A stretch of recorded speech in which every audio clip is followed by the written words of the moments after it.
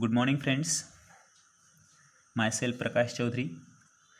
We are going to study our fifth chapter, that is chemical bonding.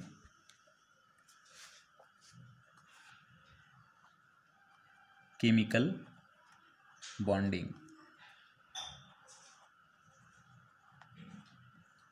हम आज chemical bonding के बारे में पढ़ने जा रहे हैं।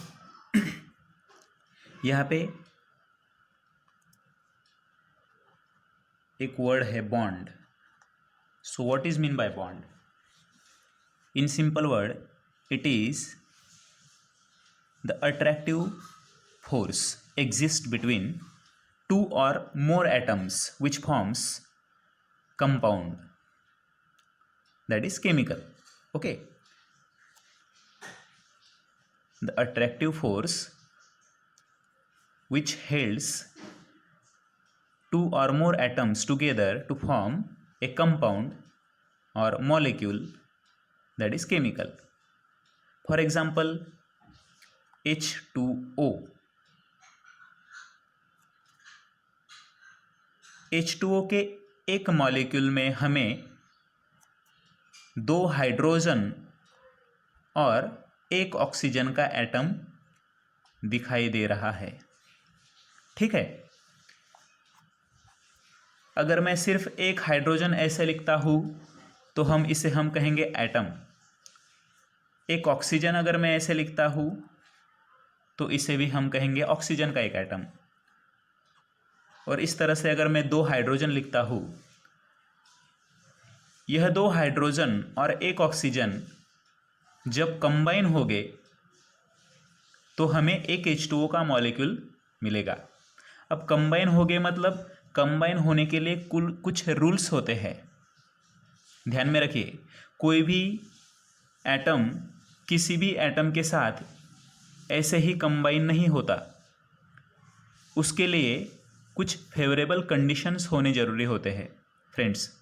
ओके, तो हम डिटेल में देखने वाले हैं। लेकिन अब देखिए, अब ये दो हाइड्रोजन है, यहाँ पे हम इस तरह से बॉन्ड अगर दिखाई दे, यहाँ पे अगर ऐसे रिप्रेजेंट करेंगे तो ये एक H2O का मॉलिक्यूल बन गया। ठीक है, अब यह H2O का मॉलिक्यूल हम ऐसे भी लिख सकते हैं, ऐसा बहुत से लोगों को लगता होगा शायद, लेकिन this is wrong structure, this is correct structure. अब ये स्ट्रक्चर ऐसे क्यों नहीं, ये तो हम बाद में देखने ही वाले हैं। ये जो बॉन्ड एंगल होता है, ये बॉन्ड एंगल यहाँ पे इंपॉर्टेंट टर्म है। ये बॉन्ड एंगल 180 है, जो कि रॉन्ग है। ठीक है, यहाँ पे ये जो बॉन्ड एंगल है ये 104 डिग्री है, 104.35। ओके, तो ये बॉन्ड एंगल कैसे बनता है, ये बॉन्ड एंगल क्यों रॉन्ग है, ये हम बाद में देखने वाले हैं। लेकिन अब बात हो रही है किसी भी केमिकल की। अब पहली बात तो आपको ऐसा लगेगा शायद कि H2O क्या केमिकल है सर? केमिकल मतलब दो या अधिक एटम जब कंबाइन होते हैं, साथ में आते हैं, तो हमें एक मॉलिक्यूल या कंपाउंड मिलता है। ओके, जिसे हम अपनी लैंग्वेज में केमिकल कहेंगे। ओके, तो H2O हो या फिर कौन सा भी दूसरा मॉलिक्यूल हो, उसे हम सिंपली केमिकल कहेंगे। अब ये बॉन्ड जब फॉर्म होते हैं तो उसके कुछ रूल्स रेगुलेशन होते हैं। तो केमिस्ट्री में इसके लिए एक रूल दिया गया होता है। रूल दिया गया है octet rule.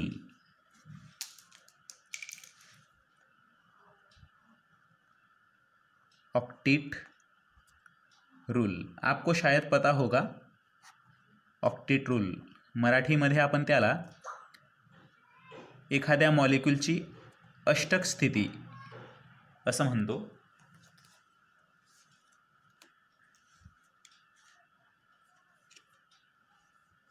Cossell and Lewis was proposed in 1916 an important theory for explaining the formation of chemical bond called as electronic theory of valence. According to this rule, during the formation of a chemical bond, atom loses, gains or shares electron so that its outermost orbit, that is valence shell, contains 8 number of electrons. How many? 8 number of electrons. In simple word, जब भी कोई molecule form होता है, मतलब उसमें chemical bond form होने जाता है, यहाँ पे इसे हम कहेंगे chemical bond. There are 2 chemical bond. Okay, here. So during the formation of this chemical bond, atom losses or gains or maybe shares their valence electron in order to form this chemical bond. ध्यान में रखिए, for example H2 molecule, H plus H it gives H2 molecule.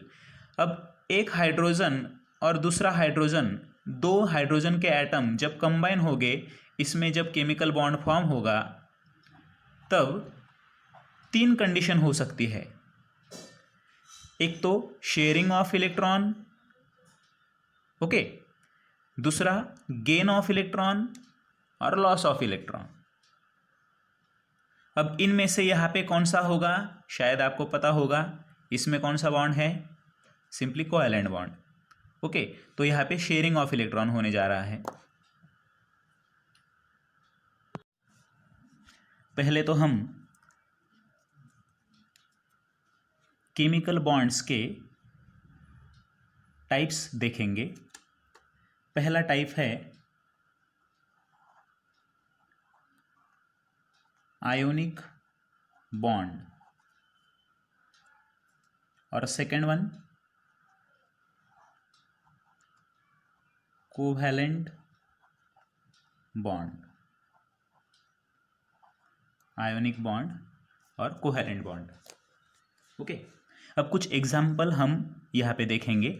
आपके ध्यान में ionic bond और covalent bond में जो difference है वो ठीक से समझ में आ जाएगा. फॉर एग्जाम्पल, सपोज हम पहले कोवैलेंट बॉन्ड देखेंगे. हमारे पास अभी आपने हाइड्रोजन के बारे में हमने कहा है. हाइड्रोजन, या फिर हम देखेंगे suppose chlorine atom, Cl2 molecule. Okay, Cl2 molecule. अब ये Cl2 मॉलिक्यूल जो है, इसमें 2 क्लोरीन के एटम हमें दिखाई दे रहे हैं. Suppose this is 1 chlorine and this is 1 chlorine atom. अब ऑक्टेट रूल के हिसाब से जब बॉन्ड फॉर्म होने जाते हैं, तो ऑक्टेट रूल हमें क्या कहता है कि जब भी कोई एटम किसी दूसरे एटम के साथ, फिर वो सिमिलर एलिमेंट का एटम हो या फिर डिसिमिलर, मतलब अब देखो क्लोरीन मतलब दोनों एटम क्लोरीन के हैं, क्लोरीन एलिमेंट के हैं, मतलब ये सिमिलर एटम हो गए. सपोज मैंने यहाँ पे H लिया होता तो क्या हो जाता हो, HCl. ओके, एक हाइड्रोजन और एक क्लोरीन, तो ये डिसिमिलर एटम हमें दिखाई देते. हाइड्रोजन का एलिमेंट है और यहाँ पे क्लोरीन का एलिमेंट है, एक एक एटम दोनों के, तो अभी ये सिमिलर एटम है. ओके, सो यहाँ पे ऑक्टेट रूल के हिसाब से, ऑक्टेट रूल हमें कहता है कि कोई भी एटम जब अपने आप में बॉन्ड फॉर्म करता है, तो उसकी एक कंडीशन होती है. वह कंडीशन क्या है कि उसके पास वैलेंस शेल में, मतलब उसकी जो आउटर मोस्ट शेल है उसे हम वैलेंस शेल कहेंगे. ओके, उस आउटर मोस्ट या फिर वैलेंस शेल में 8 इलेक्ट्रॉन अगर रहते हैं तो वो स्टेबल होता है. तो इसके हिसाब से वो अपने लास्ट शेल में 8 इलेक्ट्रॉन की स्थिति प्राप्त करना चाहता है। मतलब सपोज देखो, अब क्लोरीन का इलेक्ट्रॉनिक कॉन्फ़िगरेशन, क्लोरीन का एटॉमिक नंबर है 17। इसका इलेक्ट्रॉनिक कॉन्फ़िगरेशन अगर हमने देखा तो फर्स्ट शेल में 2 इलेक्ट्रॉन, सेकेंड शेल में यस और पी 2 सबशेल होती है। शेल सबशेल के बारे में हम आगे देखने वाले हैं। तो यहाँ पे फर्स्ट शेल में यस सबशेल होते हैं, उसमें 2 इलेक्ट्रॉन, सेकेंड शेल में यस और पी 2 सबशेल होते हैं।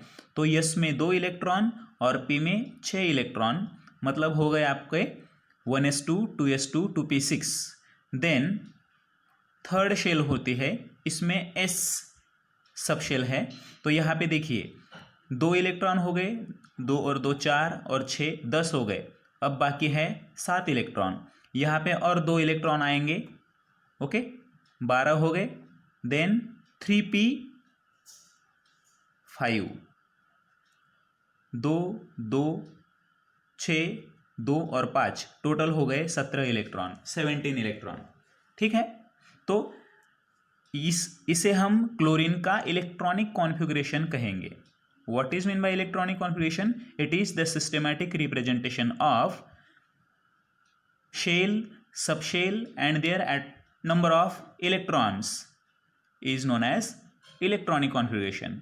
यहाँ पे इस स्ट्रक्चर में हमें क्लोरीन के पास जो इलेक्ट्रॉन है, नंबर ऑफ इलेक्ट्रॉन है, या फिर किसी भी एलिमेंट के एटम के पास जो नंबर ऑफ इलेक्ट्रॉन्स होते हैं, उसका सिस्टमैटिक डिस्ट्रीब्यूशन कैसे किया गया है, मतलब कौन सी शेल में है, उसमें कौन सी सबशेल है और उसमें कितने इलेक्ट्रॉन है, इस स्ट्रक्चर को हम सिंपली इलेक्ट्रॉनिक कॉन्फ़िगरेशन कहेंगे। ओके, आपको ये पहले से शायद पता है।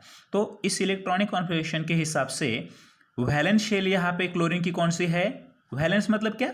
लास्ट वाली, आउटर मोस्ट। अब यहाँ पे पहली शेल कंप्लीट फील्ड है, दूसरी शेल भी कंप्लीटली फील्ड है, और थर्ड जो शेल है मतलब वैलेंस शेल, इसमें 2 और 5 7 इलेक्ट्रॉन है। देखिए ऑक्टेट रूल क्या कहता है कि लास्ट शेल जो है वैलेंस शेल, उसमें 8 इलेक्ट्रॉन अगर है तो वो एटम स्टेबल है। ओके, अब यहाँ पे सिर्फ 7 इलेक्ट्रॉन है, उसको 8 इलेक्ट्रॉन होने के लिए, कंप्लीट होने के लिए 1 इलेक्ट्रॉन की ज़रूरत है। देखो ध्यान दीजिए, यहाँ पे सपोज ये जो 5 और 2 7 इलेक्ट्रॉन है, सपोज मैंने ऐसे रिप्रेजेंट किए 1 2 3 4 5 6 और 7, ठीक है, इस तरह से। सेम दूसरा जो एटम है वो भी क्लोरीन का है। ओके, अब यहाँ पे देखिए सेम उसका भी इलेक्ट्रॉनिक कॉन्फ़िगरेशन ऐसे होने वाला है, उसके भी पास लास्ट शेल में, वैलेंस शेल में 7 इलेक्ट्रॉन होने वाले हैं। 7 इलेक्ट्रॉन का रिप्रेजेंटेशन मैं इसी तरह से करता हूँ, 1 2 3 4 5 6 और 7। ओके, अब देखिए यहाँ पे इस क्लोरीन के एटम को अगर 8 इलेक्ट्रॉन अपनी आउटर मोस्ट शेल में रखने हैं तो वो क्या कहेगा, इस क्लोरीन के पास से वो 1 इलेक्ट्रॉन डिमांड करेगा, लेकिन उसी समय इस क्लोरीन को भी 1 इलेक्ट्रॉन की जरूरत है, इसलिए वो अपना 1 इलेक्ट्रॉन इसे न देते हुए दोनों इलेक्ट्रॉन आपस में शेयरिंग करेंगे। यहाँ पे देखिए इस तरह से, अगर मैंने इस तरह से रिप्रेजेंट किया तो अब इस क्लोरीन के 7 और 1 8, ओके, और उसी समय अगर मैं ए स्ट्रक्चर ऐसे करता हूँ तो इस क्लोरीन के खुद के 7 और ए 8, ऐसे इसके भी 8 इलेक्ट्रॉन हो गए।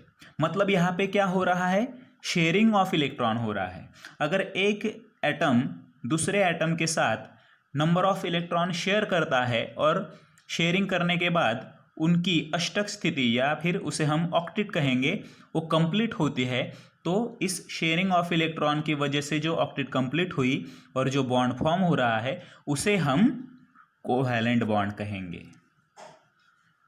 मराठीत अगदी सोप्या भाषेत सांगतो, ज्यावेळेस एखाद्या ॲटमकडे 8 इलेक्ट्रॉन त्याच्या व्हॅलेन्स शेलमध्ये नसेल, ओके, तेव्हा तो काय प्रयत्न करतो, आपल्या शेवटच्या शेलमध्ये म्हणजे व्हॅलेन्स शेलमध्ये, आउटरमोस्ट शेलमध्ये 8 इलेक्ट्रॉन येण्याच्या दृष्टीने प्रयत्न करतो. मग या ठिकाणी क्लोरीनकडे 7 इलेक्ट्रॉन आहेत. ओके, या क्लोरीनकडे सुद्धा 7 इलेक्ट्रॉन आहेत. दोघांचे प्रयत्न असतील की आपल्याला पुन्हा एक एक इलेक्ट्रॉन भेटेल, म्हणजे आपले 8 इलेक्ट्रॉन होऊन जातील. या ठिकाणी यालाही 1 इलेक्ट्रॉनची गरज आहे, याला देखील 1 इलेक्ट्रॉनची गरज आहे. मग ते काय ठरवतात, एक एक इलेक्ट्रॉन दोघांनी शेअर करून घ्यायचं. मग या कंडिशनमध्ये जर मी पाहिलं तर या क्लोरीनकडे 8 इलेक्ट्रॉन आहेत, या क्लोरीनकडे इकडं 8 इलेक्ट्रॉन आहेत.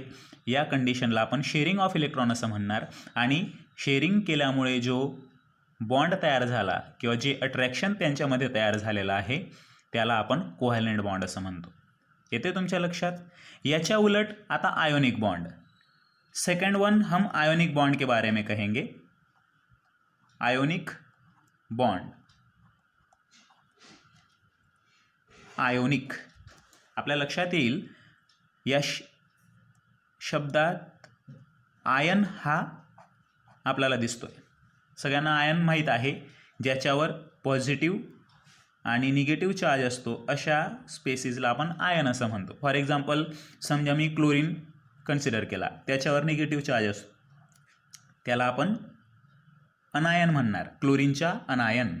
आणि याच्याऐवजी जर समजा मी हायड्रोजन घेतला, त्याच्यावर पॉझिटिव्ह चार्ज असेल तर त्याला मी काय म्हणणार, हायड्रोजनच्या कटायन.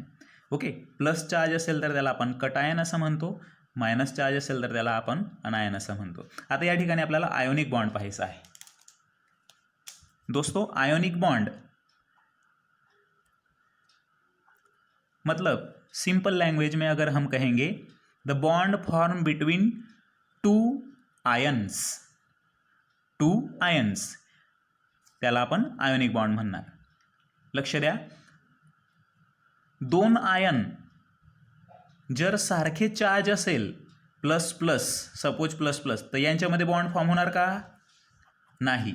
किंवा दोघेही निगेटिव्ह असतील तर, प्लस प्लस असेल तर यांच्यामध्ये बॉन्ड फॉर्म होणार नाही, किंवा निगेटिव्ह असेल तर त्या ठिकाणी सुद्धा बॉन्ड फॉर्म होणार नाही. बरोबर आहे. मग त्याच्यासाठी काय कंडिशन असावी लागेल, एक प्लस चार्ज असायला पाहिजे आणि दुसरा निगेटिव्ह चार्ज असायला पाहिजे, तेव्हाच त्यांच्यामध्ये अट्रॅक्शन असेल आणि त्यावेळेस त्या अट्रॅक्शनमुळे जो बॉन्ड फॉर्म होणार त्याला आपण आयोनिक बॉन्ड असं म्हणणार. ओके, या ठिकाणी आपण एक एग्जाम्पल घेऊया. यहाँ पे हम एग्जाम्पल देखेंगे. सपोज NaCl मॉलिक्यूल सबको पता है, नमक, साल्ट, उसका फॉर्मूला है NaCl, सोडियम क्लोराइड. ओके, अब यहाँ पे Na का एक एटम और क्लोरीन का एक एटम कंबाइन कैसे होता है. पहले तो ये सोडियम का एक एटम हम अलग से कंसीडर करेंगे, क्लोरीन का एक एटम सपोज अलग से कंसीडर करेंगे. अब जब ए साथ में आएंगे, मतलब इनमें जो इलेक्ट्रोस्टैटिक फोर्स ऑफ अट्रैक्शन रहेगा तब वो मॉलिक्यूल फॉर्म होगा. अब इसके लिए इन्हें बॉन्ड फॉर्म करना पड़ेगा और वो जो बॉन्ड है उसे हम आयोनिक बॉन्ड कहेंगे. वो कैसे हम देखेंगे. देखिए, सोडियम के पास कितने इलेक्ट्रॉन है, 11. ओके, इसका इलेक्ट्रॉनिक कॉन्फिगरेशन हम लिखेंगे 1s2 2s2 2p6. कितने हुए, 2 और 2 4 6, 10 हो गए, 11 बाकी, एक इलेक्ट्रॉन बाकी है 3s1. ओके, देन क्लोरीन के बारे में हमने ऊपर भी देखा है, फिर से लिखता हूँ मैं 1s2 2s2 2p6 3s2 3p5. ठीक है. अब इसके 11 इलेक्ट्रॉन इस तरह से डिस्ट्रीब्यूट हुए हैं शेल सब शेल में. यहाँ पे क्लोरीन के 17 इलेक्ट्रॉन इस तरह से. अब यहाँ पे देखिए, सोडियम के बारे में वैलेंस शेल कौन सी है, थर्ड, दैट इज 3s1. और क्लोरीन के बारे में 3s2 3p5. तीसरी शेल यहाँ पे लास्ट शेल है. ओके, यहाँ पे भी तीसरी ही शेल लास्ट है, लेकिन तीसरी शेल में यहाँ पे सिर्फ एक सब शेल है और उसमें एक इलेक्ट्रॉन है. यहाँ पे 2 सब शेल है और इसमें 2 और 5 दैट इज 7 इलेक्ट्रॉन है. अब यहाँ पे अगर मैं इस तरह से देखूँगा, सपोज सोडियम और ये क्लोरीन, सोडियम के पास सिर्फ एक वैलेंस इलेक्ट्रॉन है, जैसे कि हमने यहाँ पे ऊपर देखा था. वैलेंस इलेक्ट्रॉन मैंने ऐसे डॉट के स्वरूप में यहाँ पे रिप्रेजेंट किए हुए थे. यहाँ पे सपोज सोडियम का मैं सिर्फ एक इलेक्ट्रॉन रिप्रेजेंट करता हूँ क्योंकि उसके पास वैलेंस शेल में एक ही इलेक्ट्रॉन है. अब क्लोरीन में 7 इलेक्ट्रॉन है. 1 2 3 4 5 6 और 7। ओके, अब देखिए यहाँ पे सोडियम को अगर क्लोरीन को अगर ऑक्टेट रूल कंप्लीट करना है, ओबे करना है, तो वो क्या करेगा, एक इलेक्ट्रॉन उसे चाहिए 8 इलेक्ट्रॉन की स्थिति पूर्ण करने के लिए, तो एक इलेक्ट्रॉन यहाँ से वो डिमांड करेगा। ओके, तो क्लोरीन का तो काम हो जाएगा, लेकिन सोडियम की जो यहाँ पे कंडीशन है, उसके पास सिर्फ एक इलेक्ट्रॉन है। अब उसको वैलेंस शेल में ऑक्टेट कंप्लीट करने के लिए टोटल कितने इलेक्ट्रॉन की जरूरत है, 7 इलेक्ट्रॉन की। देखिए यहाँ पे उसके पास सिर्फ एक इलेक्ट्रॉन है और 7 इलेक्ट्रॉन चाहिए उसे। ठीक है, अब 7 इलेक्ट्रॉन उसको दूसरे एटम के पास जाके डिमांड करने होंगे, ये सरल बात नहीं। तो वो क्या करेगा, दो कंडीशन है, एक तो कहीं और से इलेक्ट्रॉन डिमांड करो, मतलब गेन करो, या फिर अपना एक इलेक्ट्रॉन लॉस करो। 3 कंडीशन मैंने बोली है, एक तो इलेक्ट्रॉन लॉस करना है, इलेक्ट्रॉन गेन करना है, या फिर इलेक्ट्रॉन शेयर करना है। ओके, यहाँ पे हमने शेयरिंग ऑफ इलेक्ट्रॉन देखे हैं, तो Cl2 मॉलिक्यूल फॉर्म हो गया। लेकिन अब यहाँ पे कंडीशन, अगर शेयरिंग भी करते हैं तो क्लोरीन, अगर शेयरिंग करते हैं तो क्लोरीन का काम तो बन जाएगा, 8 इलेक्ट्रॉन बन जाएंगे उसके। लेकिन अगर हमने सोडियम के बारे में देखा तो सोडियम के पास खुद का एक इलेक्ट्रॉन, उधर का एक इलेक्ट्रॉन, तो टोटल सिर्फ 2 ही इलेक्ट्रॉन रहेंगे, ऑक्टेट कंप्लीट नहीं होगी। ऑक्टेट के लिए फिर भी उसको 6 इलेक्ट्रॉन की जरूरत पड़ेगी। तो ऐसे समय में शेयरिंग तो यहाँ पे पॉसिबल नहीं है। ठीक है, मतलब कोवैलेंट बॉन्ड यहाँ पे फॉर्म नहीं होगा। अब दूसरी कंडीशन क्या है, आयोनिक बॉन्ड। ओके, हमने कहा भी है कि इसमें आयोनिक बॉन्ड, तो वो कैसे फॉर्म होगा, देखो आयोनिक बॉन्ड मतलब क्या, यहाँ पे अब सोडियम क्या करेगा, अपना एक इलेक्ट्रॉन लॉस करेगा।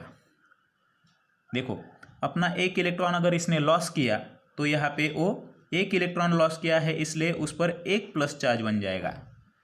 ओके, और दूसरी तरफ क्लोरीन वो इलेक्ट्रॉन गेन कर लेगा। ओके, सोडियम ने एक इलेक्ट्रॉन जो बाहर फेंका है, उसे इलेक्ट्रॉन क्लोरीन का एटम उसको कैच करेगा, मतलब वो गेन करेगा। तो एक इलेक्ट्रॉन उसने एक्सेप्ट किया, इसलिए उस पर एक नेगेटिव चार्ज बन जाएगा। नंबर ऑफ इलेक्ट्रॉन जितने गेन करेंगे या फिर लॉस करेंगे, उसके हिसाब से उस पर प्लस या माइनस चार्ज होता है। अब सोडियम के पास अगर 2 इलेक्ट्रॉन है, उसने अगर 2 इलेक्ट्रॉन लॉस किए होते तो उस पर +2 चार्ज बन जाता। ठीक है, इसने अगर 2 इलेक्ट्रॉन कैच किए होते तो उस पर -2 चार्ज बन जाता। लेकिन यहाँ पे सोडियम के पास एक इलेक्ट्रॉन है, उसने एक इलेक्ट्रॉन लॉस किया तो +1 चार्ज बना। यहाँ पे क्लोरीन ने उस इलेक्ट्रॉन को गेन किया, तो एक इलेक्ट्रॉन आने के बाद उसने -1 माइनस चार्ज उसने यहाँ पे कंसिडर किया है। उसके बाद अब इलेक्ट्रॉन, सोडियम के पास एक इलेक्ट्रॉन लॉस होने के बाद अब उसके पास इलेक्ट्रॉन नहीं है। ओके, मतलब सपोज उसकी जो थर्ड शेल थी, वो इलेक्ट्रॉन लॉस होने के बाद सपोज वो लॉस हो गई, तो अब उसकी एक शेल अगर लॉस हो गई तो यहाँ पे उसकी वैलेंस शेल कौन सी बन गई, सेकेंड वन। ओके, अब सेकेंड में कितने इलेक्ट्रॉन है, 8 इलेक्ट्रॉन। मतलब कंडीशन ऐसी है, अगर सोडियम अपना एक इलेक्ट्रॉन लॉस करता है तो उसकी ए शेल वैनिश होने के बाद यहाँ पे दूसरी shell as a valence shell consider होगी और उसमें 8 इलेक्ट्रॉन है। मतलब अभी सोडियम की वैलेंस शेल जो है वो दूसरी है और उसमें 8 इलेक्ट्रॉन है, मतलब उसने ऑक्टेट रूल ओबे किया हुआ है। ओके, अब एक इलेक्ट्रॉन लॉस करने के बाद उस पर प्लस चार्ज आएगा, क्लोरीन ने एक इलेक्ट्रॉन गेन करने के बाद उस पर माइनस चार्ज आएगा, और there is a attraction between that plus and minus charge ion, that is ionic bond. आपके ध्यान में आ रहा है, यहाँ पे प्लस चार्ज वाला जो स्पीसीज है सोडियम का कटायन और यहाँ पे क्लोरीन का अनायन, इन दोनों में एक फोर्स ऑफ अट्रैक्शन है। उस फोर्स ऑफ अट्रैक्शन के चलते यहाँ पे जो बॉन्ड फॉर्म होने जा रहा है उसे हम आयोनिक बॉन्ड कहेंगे। ओके फ्रेंड्स, आप में से मुझे कौन कहेगा कि HCl मॉलिक्यूल जो है, HCl मतलब H और Cl, इसमें जो बॉन्ड है वो कौन सा बॉन्ड है? गेस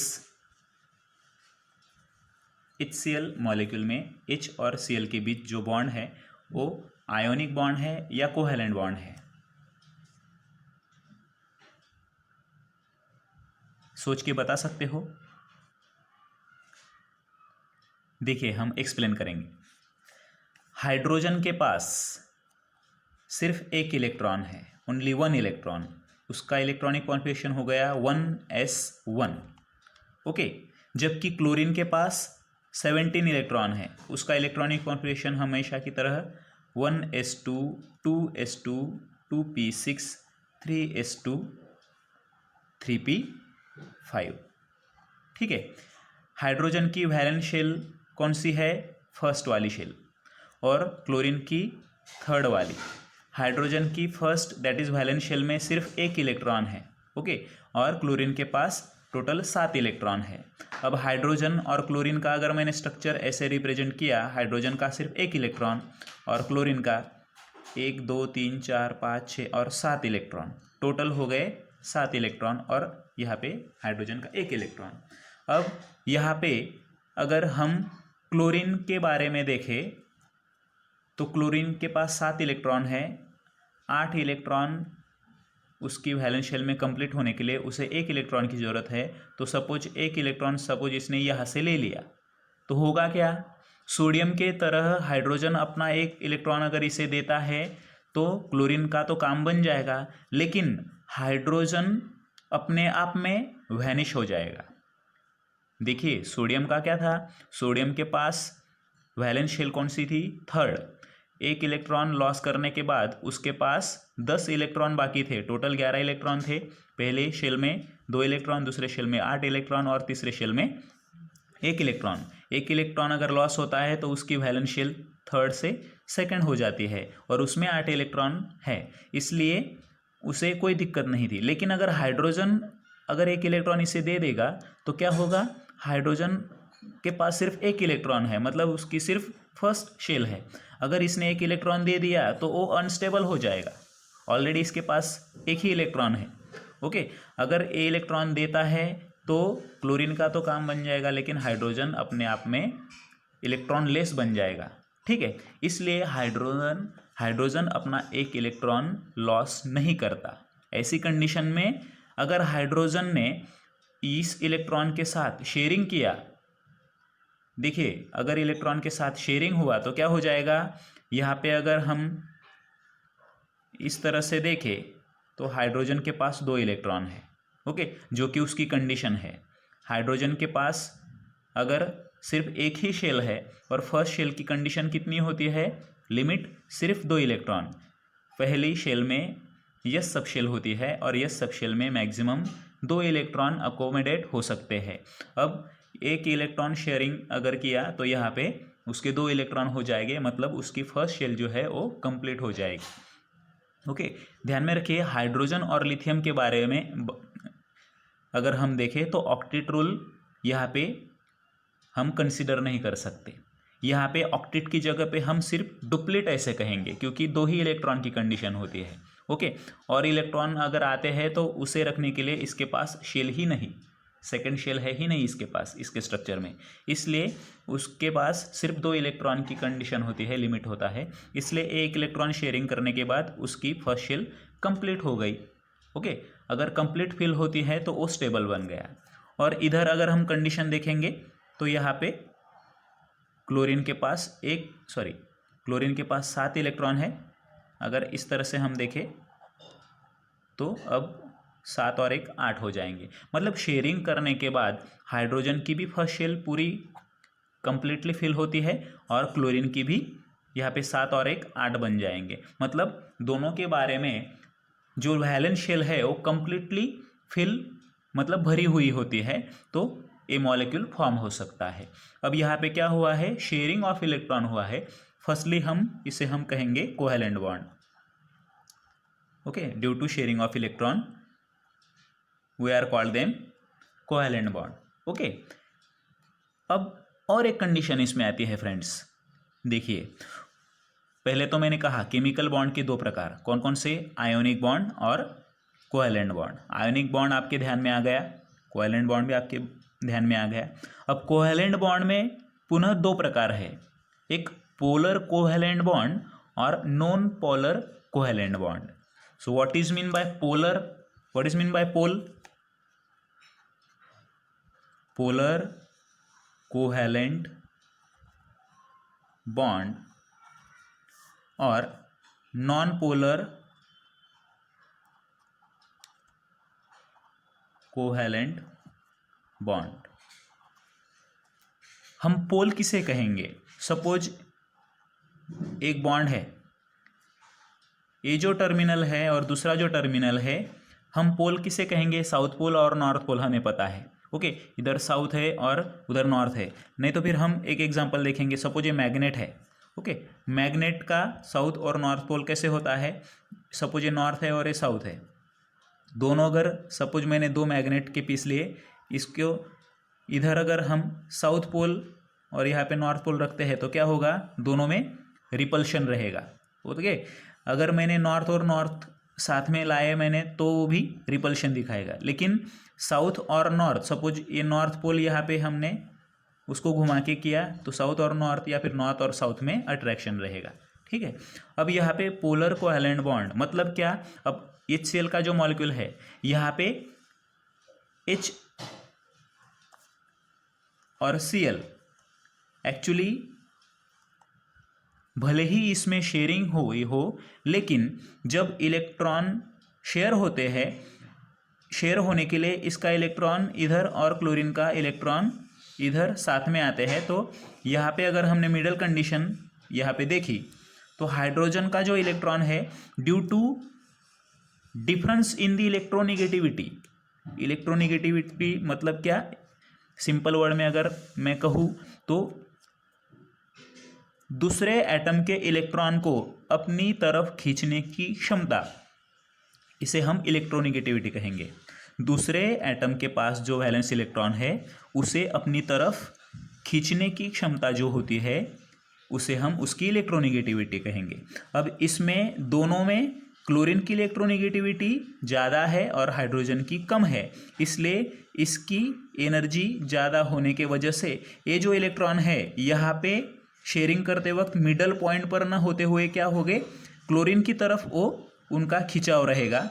ओके, मतलब यहाँ पे इलेक्ट्रॉन की पोजीशन बनेगी, भले ये एक्सिस है लेकिन इलेक्ट्रोनेगेटिविटी ज़्यादा होने के कारण ये इलेक्ट्रॉन क्लोरीन की तरफ हमें दिखाई देंगे, हाइड्रोजन की तरफ वो दिखाई नहीं देंगे। ओके, मतलब कंडीशन इस तरह से रहेगी वो। ओके, तो ऐसी जब कंडीशन होती है तो अब क्लोरीन के तरफ इलेक्ट्रॉन आने के वजह से इस पर पार्शियल निगेटिव चार्ज बन जाता है। इलेक्ट्रॉन पर नेगेटिव चार्ज होता है, सभी को पता है। प्रोटॉन पर पॉजिटिव है, इलेक्ट्रॉन पर नेगेटिव है। ठीक है, अब इलेक्ट्रॉन की क्लाउडिंग और इलेक्ट्रॉन की डेंसिटी यहाँ पे ज़्यादा होने के कारण यहाँ पे निगेटिव चार्ज, लेकिन कौन सा? पार्शियल, कंप्लीट नहीं। अगर इलेक्ट्रॉन सोडियम क्लोराइड की मॉलिक्यूल में जैसे हमने देखा, इलेक्ट्रॉन कंप्लीटली अगर क्लोरीन गेन करता है तो उस पर एक निगेटिव चार्ज बनता है, और सोडियम ने इलेक्ट्रॉन हमेशा के लिए क्लोरीन को दे दिया इसलिए उस पर एक पॉजिटिव चार्ज बनता है। ठीक है ना, ए ने एक इलेक्ट्रॉन लॉस करता है इसलिए प्लस चार्ज, और सोडियम क्लोरीन इलेक्ट्रॉन गेन करता है इसलिए उस पर नेगेटिव चार्ज। दोनों में अट्रैक्शन है, इसे हम आयोनिक बॉन्ड कहेंगे। लेकिन यहाँ पे कंडीशन क्या है? क्लोरीन ने एक इलेक्ट्रॉन अपनी तरफ खींचा है। ओके, हाइड्रोजन के पास जो लास्ट इलेक्ट्रॉन है उसे कंप्लीटली उसने गेन नहीं किया, सिर्फ अपनी तरफ इलेक्ट्रोनेगेटिविटी ज़्यादा होने के कारण उसे अपनी तरफ खींचा है, इसलिए उस पर पार्शियल नेगेटिव चार्ज आएगा। और हाइड्रोजन ने एक इलेक्ट्रॉन शेयरिंग किया लेकिन इलेक्ट्रॉन दूर जाने की वजह से उस पर पॉजिटिव चार्ज यहाँ पे हमें दिखाई देगा, लेकिन कौन सा? पार्शियल। अब यहाँ पे डेल्टा प्लस और डेल्टा माइनस चार्ज हमें अगर यहाँ पे दिखाई देते हैं तो इसे कहेंगे हम पोलर कोवैलेंट बॉन्ड। यहाँ पे दो पोल बन गए, डेल्टा पॉजिटिव मतलब पॉजिटिव और यहाँ पे निगेटिव, इसे हम कहेंगे पोलर कोवैलेंट बॉन्ड। ओके, और पहला जो मॉलिक्यूल हमने देखा था क्लोरीन का, ओके, दोनों एटम जो है वो सिर्फ एक ही एलिमेंट के है, दैट इज क्लोरीन। इसके पास 7 इलेक्ट्रॉन थे, इसके पास भी 7 इलेक्ट्रॉन थे, दोनों एटम एक ही एलिमेंट के होने के कारण इसकी सभी प्रॉपर्टीज़, सभी कंडीशन सेम है। ओके, अब इलेक्ट्रोनिगेटिविटी भी दोनों की सेम है, इसलिए अगर मैं इसको मिडल एक्सिस अगर ये कंसिडर करता हूँ, जब शेयरिंग होगी तो HCl की तरह इलेक्ट्रॉन क्लोरीन की तरफ पुल ना होते हुए यहाँ पे दोनों सेम है, इसलिए दोनों की कंडीशन जो होगी यहाँ पे मिडल में दोनों के इलेक्ट्रॉन लोकेट होंगे और इसकी जो कंडीशन है और इसकी जो कंडीशन है वो सेम रहेगी। मतलब यहाँ पे पोल फॉर्म नहीं हो रहे हैं, ये मिडल पोजीशन पर है, इसलिए यहाँ पे पॉजिटिव या नेगेटिव या फिर इधर पॉजिटिव नेगेटिव ऐसा यहाँ पे हमें दिखाई नहीं देगा। इस कंडीशन को हम कहेंगे नॉन पोलर कोवेलेंट बॉन्ड। पोल नहीं है इसलिए नॉन पोलर, यहाँ पे पोल है इसलिए पोलर कोवेलेंट बॉन्ड। आपके ध्यान में आ रहा है what is mean by polar covalent bond और what is mean by non polar covalent bond. आपको एक एग्जांपल में दूंगा। सपोज मैंने आपको कहा कि H2 मॉलिक्यूल है, ओके, ये कौन से टाइप में आएगा?